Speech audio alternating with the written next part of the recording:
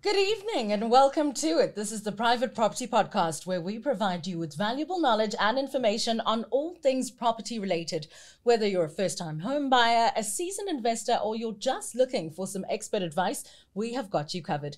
All you need to do is tune in every Tuesday and Thursday at 7 p.m. for tips, insights, and expert advice on burning topics related to property, because this podcast is brought to you proudly by Private Property. Remember, you can find your new home on privateproperty.co.za.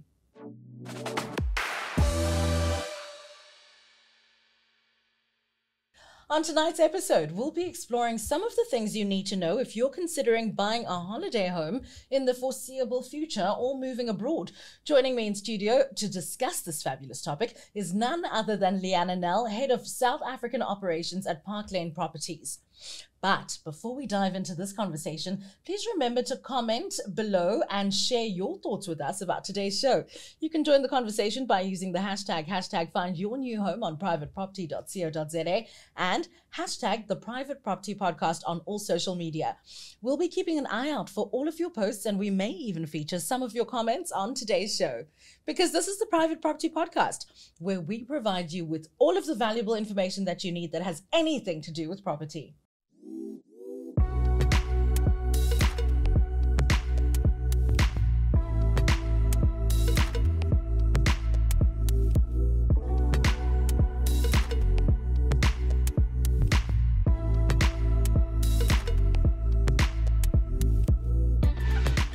Like I said, I am not alone in studio. I am joined by the fabulous Leana Nel. Leana, how are you? I'm really well, and I'm really excited to be here. I'm excited to have you. How has 2023 been treating you so far? Actually, quite amazing. Wow, it feels like it should be already June or July, but hey, no, it's really going well. Okay, do you mind giving me a sort of background into your property journey? How did you get to the Leana that you are now? Oh gosh, I started my property career with Seif Properties in the 80s, I would say, so long ago.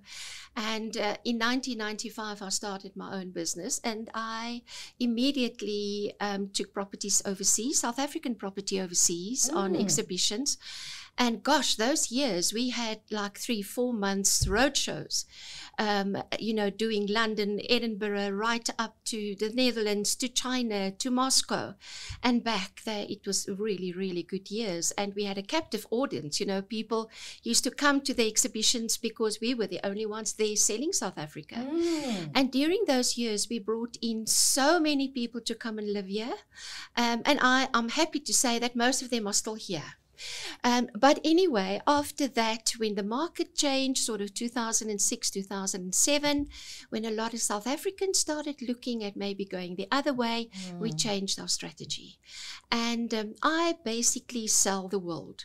If you tell me where you want to be, I can help you to get there. So speaking now of where you want to be, I want to be somewhere, not sure where it is yet. What are the top 5 tips you would give me when I now am considering that I'm going to action this plan? Well, you need to understand first, what is it that you want to go do there? Is this for holiday or do you want to move? Do you have children? The big question, what is your budget? How much do you want to spend? Is family important to you? How far away do you want to be? Are you prepared to do renovations? Do you want to buy for vacation? Because if you're buying for vacation, people normally end up buying close to the ocean. If you go and live there, it's a different story, because then you need to be near schools.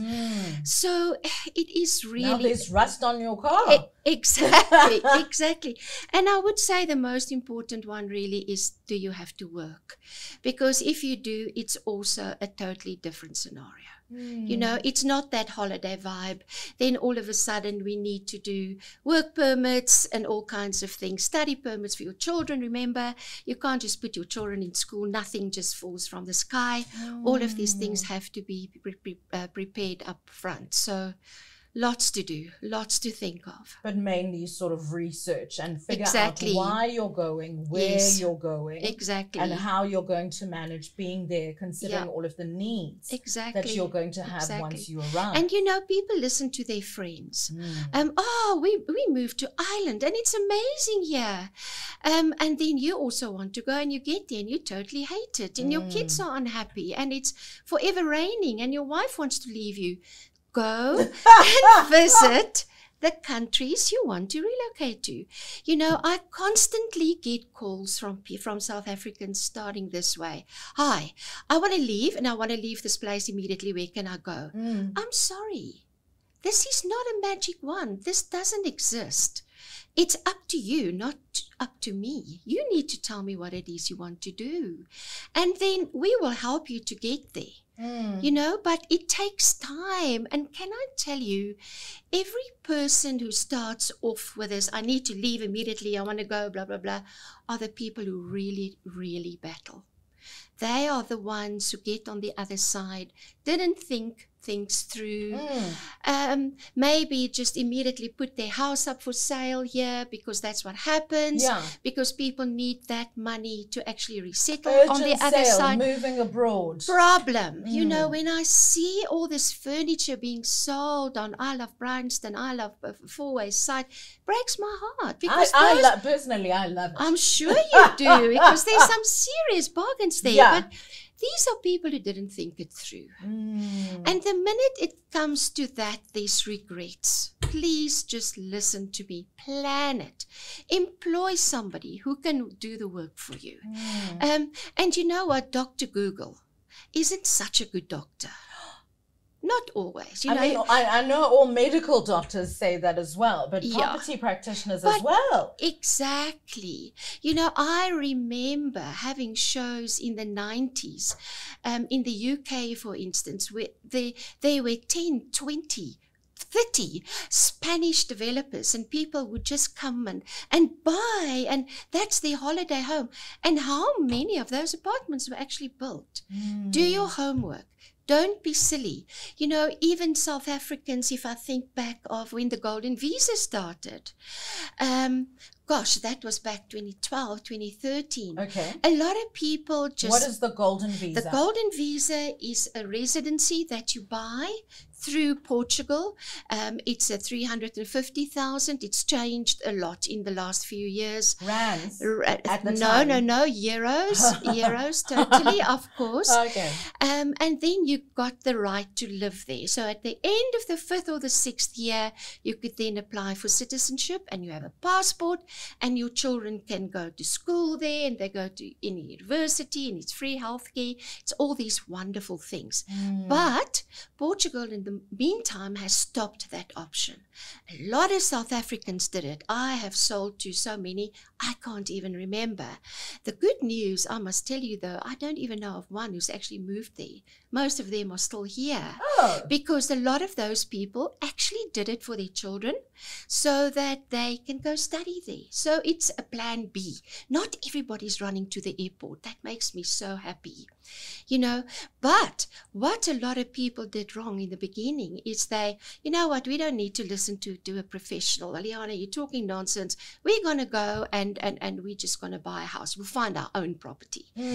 A lot of properties in Portugal, especially the ones outside Lisbon and into the smaller little areas, has never been surveyed.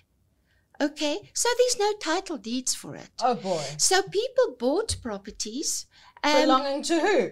To nobody, because it was passed on through families, and now it's the mama, the 10th family who lives there, and now you've lost your money, and now you're crying. Don't cry. Deal with a professional. Call me. There are loads of people that can help you. Deal with a lawyer. Let them help you with an offer even. There's so many. If you're moving to a country where a different language is spoken, you already have a problem. You're on the back foot. You have no idea what they're saying to you. You don't know. So employ somebody to do these things for you. Don't just do it on the rogue and because you're really going to come short.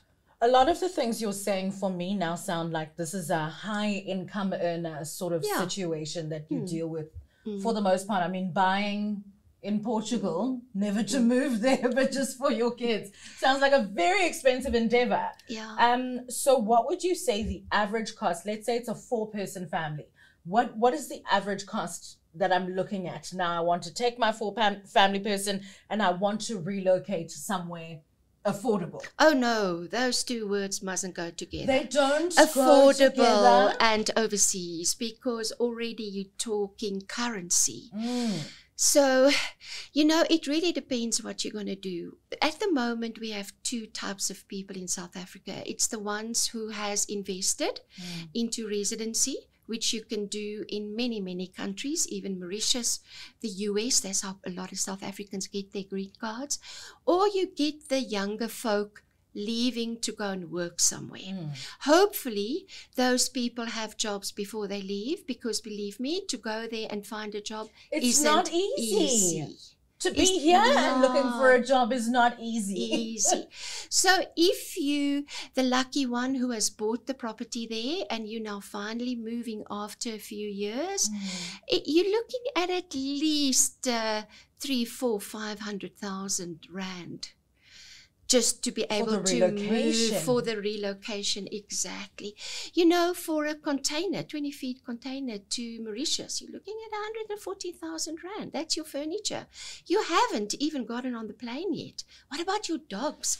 What about air tickets? All of those sort of stuff. Deposits that you have to do, your electricity, all the things you have to do Wi-Fi up front. Exactly. Yeah. Exactly. There's lots to think of. It's pricey. You have children, it's a bigger amount, because it's schools and all different things, and medical insurance, all of those things that you have to set up before you go. A lot of people do it on the sly, cheap. I'm sure you can get away, but you can't when there's children involved, because it's schools and it's transport. A lot of people with golden visa, to come back to that again, there are different options now for people who still want to go to Portugal, much cheaper, where you can. They've got the visa now for remote workers, for instance. And you can go there and work remotely for a few months. And those are also, there's also something called the nomad visas. Just about every country in the world has a nomad visa. You just have to prove that you've got the money to look after yourself monthly. You've got an address and you have a bank account. That's all you have to do. And then you can basically stay for 2 years and see if you like it. That is always a good idea. But even having said that, these days you can get a long tourist visa. Why even go on the nomad if you can 90 go days, any test the day? waters. Exactly. Go and try. Don't go and live in a hotel. Get an Airbnb.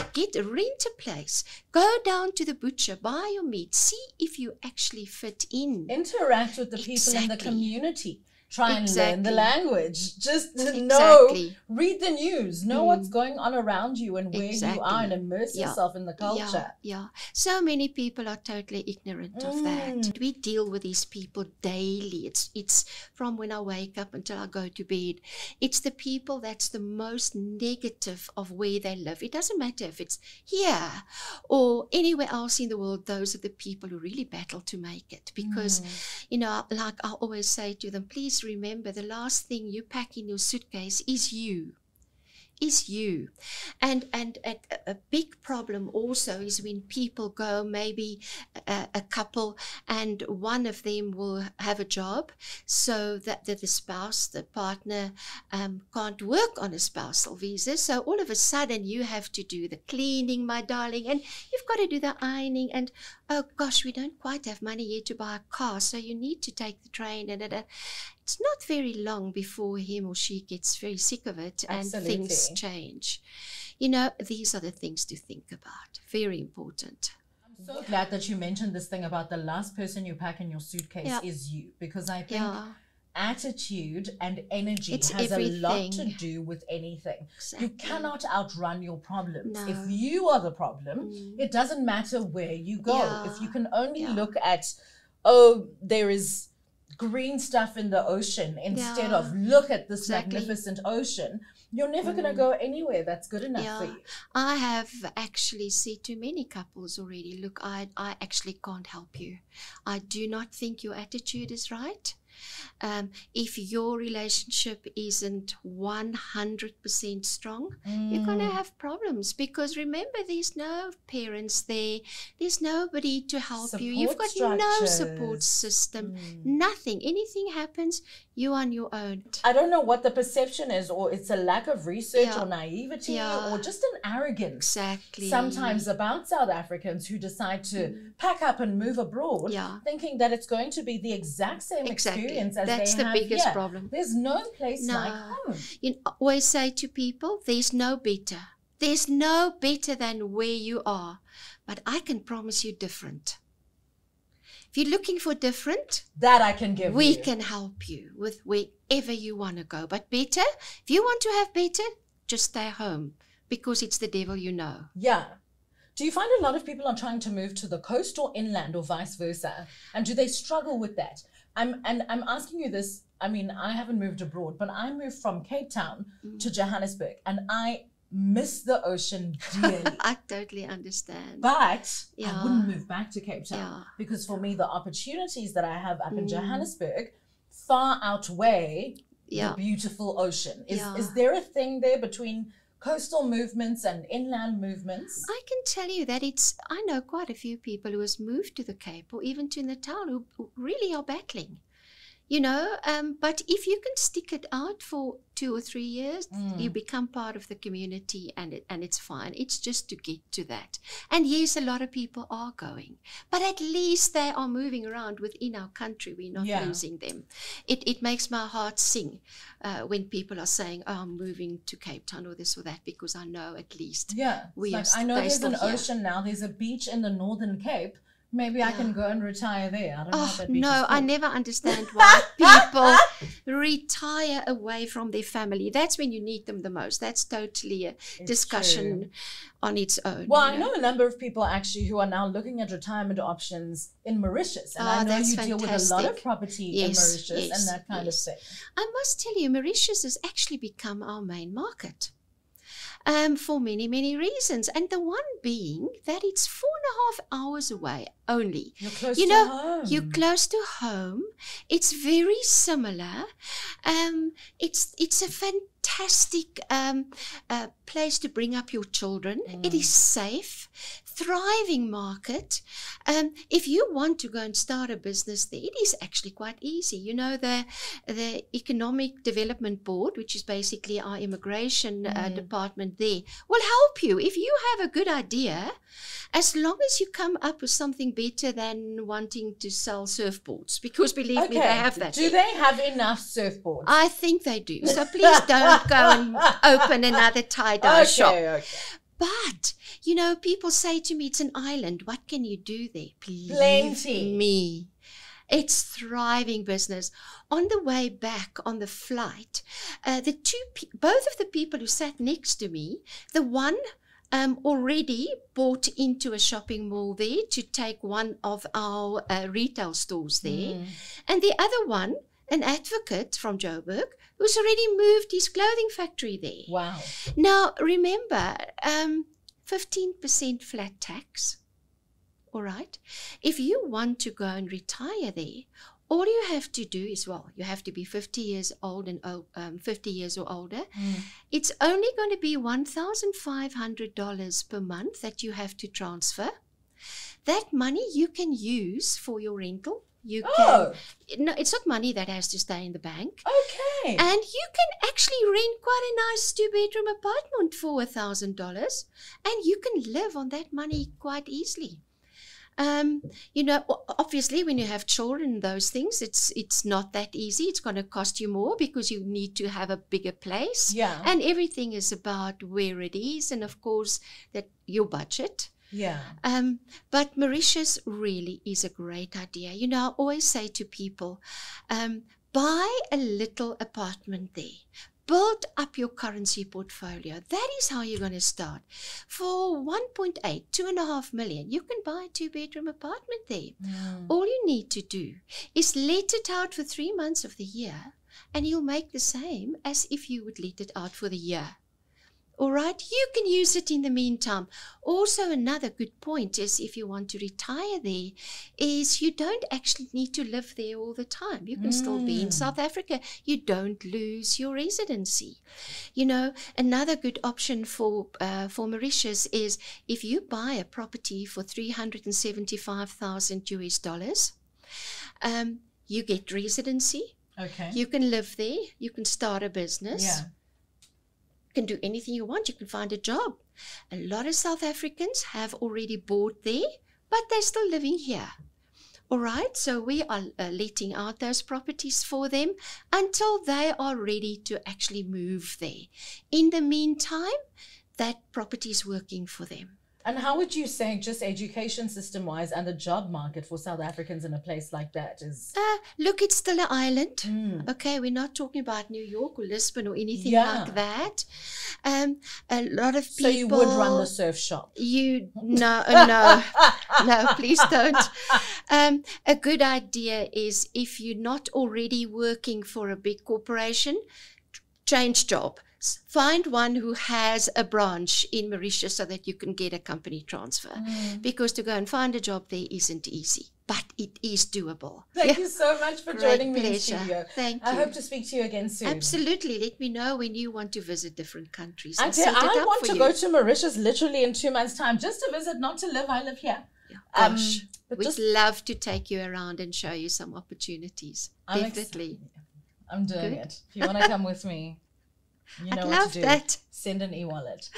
Listen, this is the Private Property Podcast. My name is Sibs, my lover, Matiela, and I will see you on the next episode. Please don't forget to join us on social media. Join the conversation. Use the hashtag the Private Property Podcast. Leave all of your comments, all of your whatevers, and tune in to the next episode either on Tuesday or Thursday at 7 p.m.